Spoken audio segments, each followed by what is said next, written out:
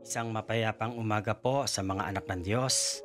Salamat sa bawat gising natin sa umaga. Sa Diyos may bagong pag-asa. Wala ng takot o pangamba. Amen? Manalangin po tayo. Mahabagin Diyos at punong-puno ng pagmamahal sa kanyang mga anak. Kahit kami nagkukulang, nagkakamali, lagi ka pa rin tapat sa amin. Sapagkat batid mo ang aming kahinaan, Ama, sa panahong ito, muli mo kaming palakasin spiritually and physically upang kami makapagpatuloy sa iyong gawain. Alisin mo ang takot sa aming isipan, kundi bigyan mo kami ng tapang at lakas ng loob upang ang mga pagsubok sa aming buhay ay aming malampasan. Sa tulong ng banal na Espiritu, ito ang aming dalangin sa matamis na pangalan ni Jesus. Amen. Kamusta na po mga kapatid? Thanks God at nalampasan na natin yung year 2020. Hindi tayo napahamak o nakasakit. Lahat ng ating pangangailangan sa araw-araw, hinanda ng Diyos. Hindi niya tayo ginutom during those time. Tapat ang Diyos sa pangako niya sa kanyang mga anak. He will not forsake us at tayo'y kanyang ibabangon. And now, this year we face that test again. Marami na naman ang COVID patient. Marami na naman ang nababahala. Madalas sa ganitong senaryo, ang tao nagiging madasalin. Iba't iba ang hinihingi ng tao sa Diyos sa pamamagitan ng panalangin na huwag silang mawala ng trabaho, magpatuloy ang kanilang negosyo, ingatan ang kanilang kalusugan. Do not deprive them of their need. Do not lack financially. Maging maayos ang pagkasama ng mag-asawa. Have a good relationship with the whole family at marami tayong tinatanong sa Diyos. Ang topic po natin sa umagang ito, how do we obey God? Dito sa ating pag-aaralan, may isang mayamang lalaki, may katalinuhan ng kanyang pagtatanong. Hindi ito tungkol sa negosyo o kabuhayan. Hindi ito tungkol sa pagsasama ng mag-asawa o tungkol sa kalusugan ng isang tao at kung paano palalakihin ang mga anak ng maayos. Sabi dito sa Mark chapter 10 verse 17, nang palis na si Jesus ay may isang lalaking patakbong lumapit, lumuhod sa harapan niya at nagtanong, "Mabuting guro, ano po ang dapat kong gawin upang makamit ng buhay na walang hanggan?" Ito'y tanong ng isang taong matalino. Ang tanong niya ay hindi pang kasalukuyan, hindi mga bagay na material. Ang tanong ng mayamang lalaki, yung sa hinaharap. Tama ang pagtatanong niya sa Diyos. Minsan tayong mga tao, kapag dumaraan sa matinding pagsubok, lagi tayong nakapokus sa material na bagay, lalo na ngayon panahon ng COVID. Madalas ang tao nakapokus sa ayuda na galing sa gobyerno. Dapat ang asahan natin yung ayuda na galing sa Diyos. Amen? Kaya tama ang tanong ng lalaki kay Jesus. Tanong lang, is our heart right before God? Tama ba ang ating puso sa harap ng Diyos? Kapag ang ating puso hindi naging tama sa harapan ng Diyos, malayo at walang tamang relasyon sa Diyos, mapapagod at mapapagod yan. Kahit na ma-promote pa yan sa trabaho, kahit na mag-increase pa ang kanyang sahod, dumami man ang kanyang pera, kapos pa rin yan. Sapagkat walang contentment sa buhay. Kasi wala tayong tamang pagkakakilala sa Diyos. Number 1, be humble before God. Kaya sabi ni Jesus sa mayamang lalaki, bakit mo ako tinatawag na mabuting guro? Alam ni Jesus na hindi sincere ang pagtatanong sa kanya, kaya binigyan siya ng halimbawa na dapat niyang gawin. Sabi dito sa Mark chapter 10, verse 18 hanggang 19, sumagot si Jesus, bakit mo ako tinatawag na mabuti?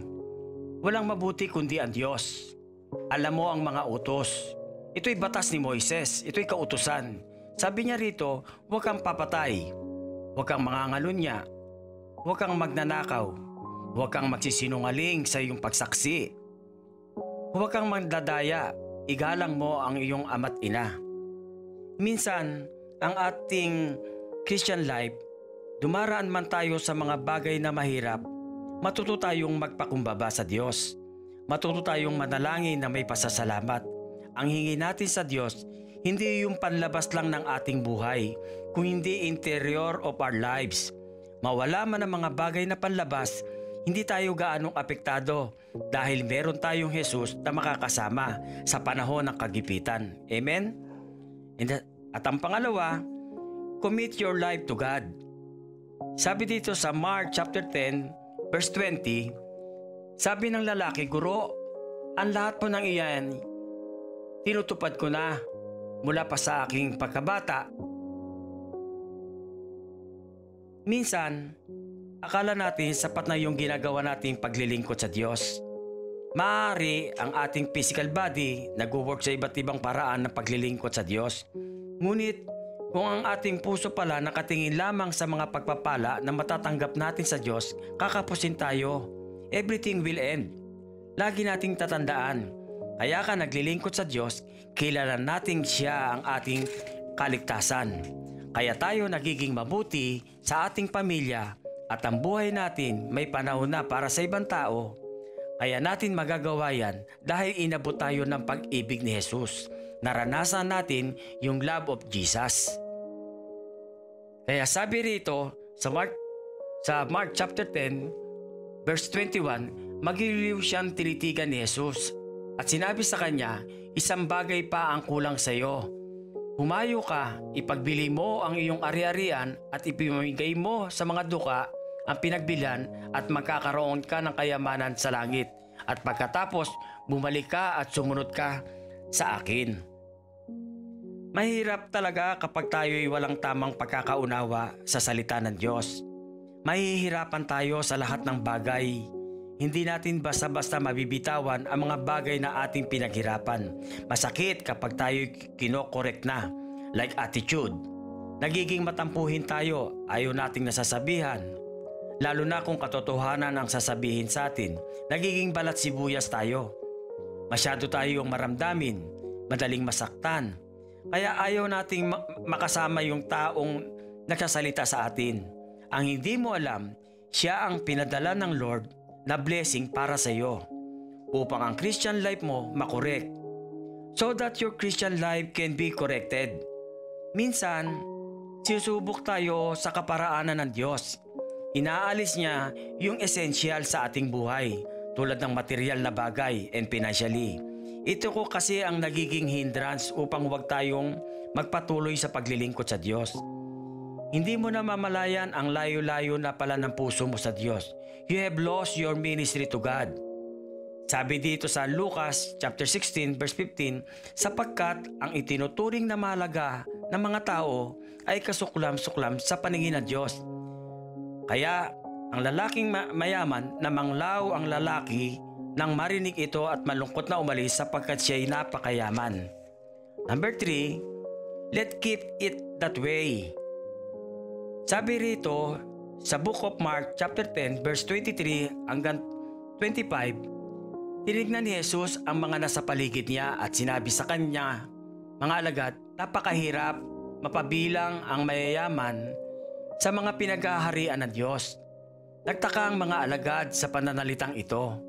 Muling sinabi ni Jesus, "Mga anak, talagang napakahirap mapabilang sa mga pinaghaharian ng Diyos.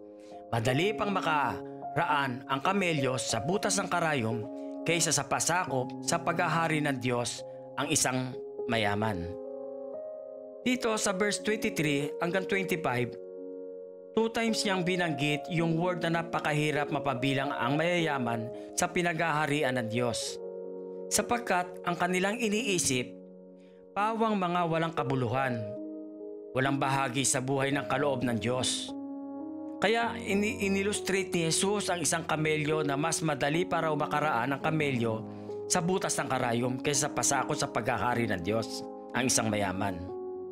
Kuminsan talagang sinusubok ng Diyos kung hanggang saan ang ating katapatan sa Kanya. Nahanda ba nating bitawan ang mga bagay na tinatangkilik natin sa buhay? Unahin lamang natin ang Diyos. Makasunod lamang tayo sa kaparaanan ng Diyos. Hindi naman kalooban ng Diyos na ang taong naniniwala kay Jesus ay maghirap, huwag yumaman o sumagana ang buhay. Sabi ni Haring David sa Awit, chapter 37 verse 25, "Matanda na ako. Mulang pagkabata, sa tamang buhay ko, walang nabalita na sa taong tapat ang Diyos nagpabaya. o ang anak niya ay naging hampas lupa.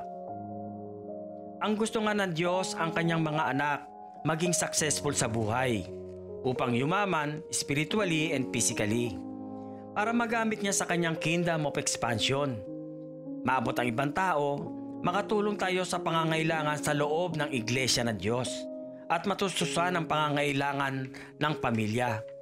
Mga kapatid, alam ng Diyos ang lahat ng ating kagustuhan at pangangailangan sa buhay.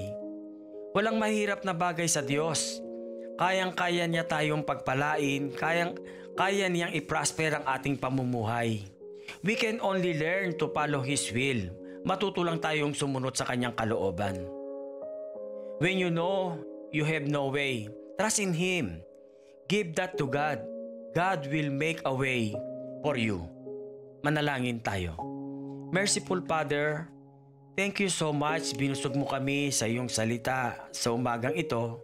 Maliwanag pa sa sikat ng araw ang aming napakinggan sa umagang ito. Thank you, Lord, for your have done to us. Your finished work on the cross. We acknowledge you this, Lord.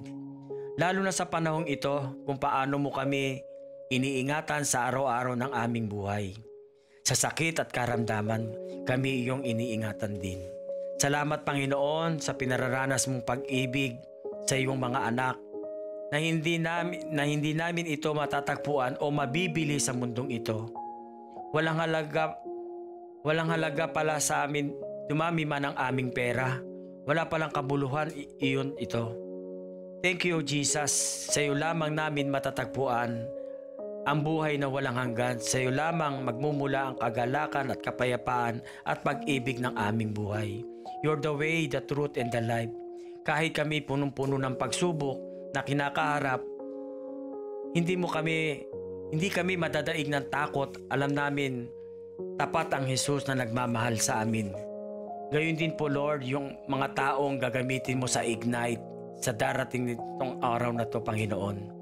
Ingatan mo po silang lahat, bigyan mo po silang lahat ng masayang pusong maglilingkod sa iyo. Wisdom and understanding through your word. Ito po ang aming samot dalangin sa pangalan ni Jesus. In Jesus' name, Amen.